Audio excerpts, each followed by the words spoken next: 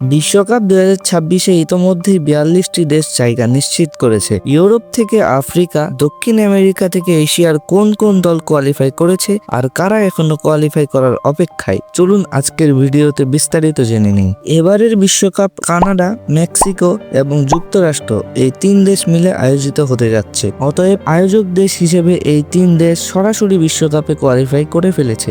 Asia থেকে এইবার বিশ্বকাপে জায়গা করে নিয়েছে 8টি দল।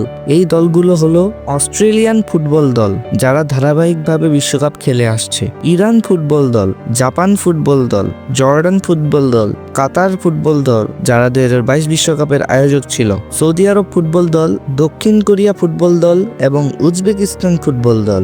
আফ্রিকা থেকে এবার কোয়ালিফাই করেছে 9টি দল। দলগুলো হলো আলজেরিয়া ফুটবল দল, কেপ ভার্দে ফুটবল দল যারা প্রথমবারের মতো বিশ্বকাপে কোয়ালিফাই করেছে, মিশর ফুটবল দল, ঘানা ফুটবল দল, আইভরি কোস্ট ফুটবল দল, মরক্কো ফুটবল দল, সেনেগাল ফুটবল দল, দক্ষিণ আফ্রিকা ফুটবল দল এবং টিউনিশিয়া ফুটবল দল।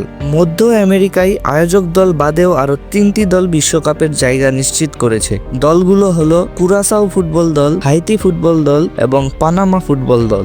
দক্ষিণ আমেরিকা থেকে 6টি দল কোয়ালিফাই করেছে, যথা আর্জেন্টিনা ফুটবল দল যারা বর্তমান বিশ্ব চ্যাম্পিয়ন, ব্রাজিল ফুটবল দল, কলম্বিয়া ফুটবল দল, ইকুয়েডর ফুটবল দল, প্যারাগুয়ে ফুটবল দল এবং উরুগুয়ে ফুটবল দল। ওশেনিয়া মহাদেশ থেকে শুধুমাত্র নিউজিল্যান্ড তাদের জায়গা নিশ্চিত করেছে। এবার আসি ইউরোপে। ইউরোপের লড়াই সবচেয়ে কঠিন। এখানে জায়গা পাওয়া মানেই সেই দল শক্তিশালী। ইউরোপ থেকে এখন পর্যন্ত কোয়ালিফাই করেছে 12টি দল। তারা হলো অস্ট্রিয়া ফুটবল দল, বেলজিয়াম ফুটবল দল, ক্রোয়েশিয়া ফুটবল দল, ইংল্যান্ড ফুটবল দল, ফ্রান্স ফুটবল দল, জার্মানি ফুটবল দল, আর্লিং হালান্ডের দেশ নরওয়ে ফুটবল দল, পর্তুগাল ফুটবল দল, স্কটল্যান্ড ফুটবল দল, স্পেন ফুটবল দল এবং সুইজারল্যান্ড ফুটবল দল।